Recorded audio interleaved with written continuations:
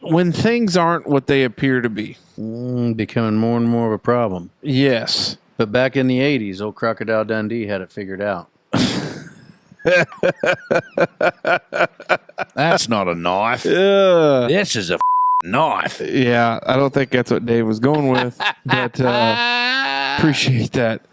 So I was up in Indianapolis for a conference, and one of the kind of unwritten rules is, if you go conference or something like that, buy you one nice meal. Yeah, the company will buy you per diem one nice meal.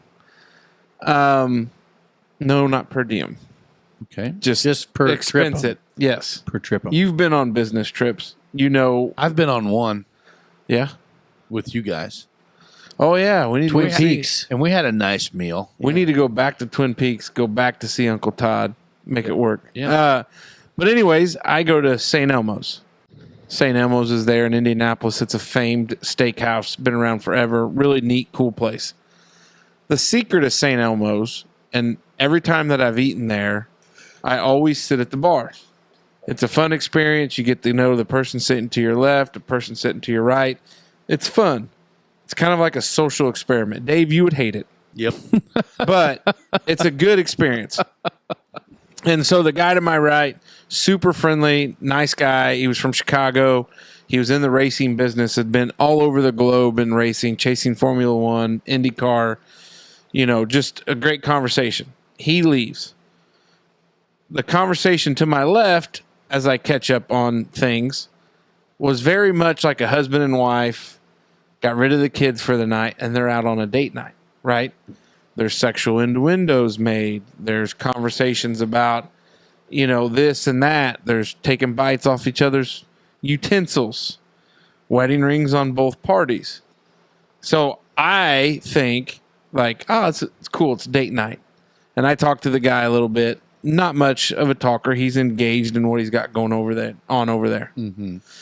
Gets to be towards the end of the meal, and the bartender comes over and is like, so how long have you guys been married? And I was like, this will be interesting, to find out how long they've been married. I've listened to them for the past 35 minutes talk about anything and everything under the sun. And the woman responds, we're married, but not to each other. And I about choked on a piece of red meat because for the last 45 minutes, thought, husband and wife couple out for a night without the kids to celebrate something or just to be out.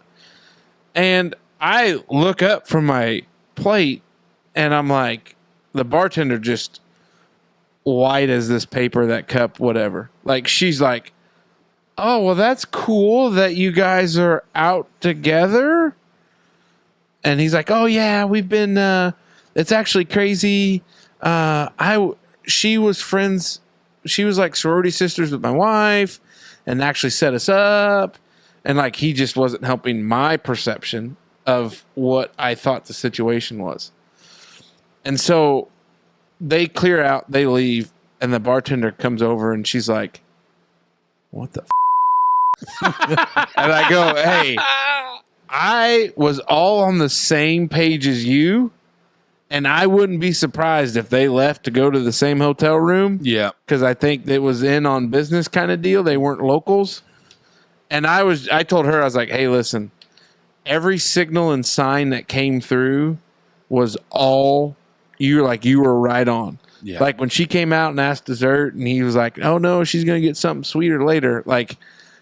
Telltale shit where you're like, innuendos like that. Yeah. Huh? Wow. So they were super open with their affair, but they knew. Well, we don't know. We'd be jumping to conclusions to say they were having an affair. I'll speculate. So they were super open with their affair because they knew that nobody knew them. I don't know. They're from Nevada. Yeah, or Georgia, where we have 6% listenership, and you are busted, fella. Yeah. But I don't know. So I was just wondering if you guys ever had a like she came over and she was like, I can't believe I just did that. Rule number 1, don't act that's like you look at a heavier set lady and be like, oh, when are you due? And she's like, I'm not. I'm just 400 pounds. Ooh. Oh, Okay. That'd be an awful big baby. Insert foot in the mouth. But I just wondering if you guys ever had a situation where you're like, oh, yeah, this is exactly what it is. And then at the last minute, it's like, nope, not even close. Yeah. Yep. I have had stuff happen before where I was like, I knew what was going on, what I thought was going on, but then like was completely blindsided before. You know what I mean? Oh, I hear you. Yeah. You, Dave?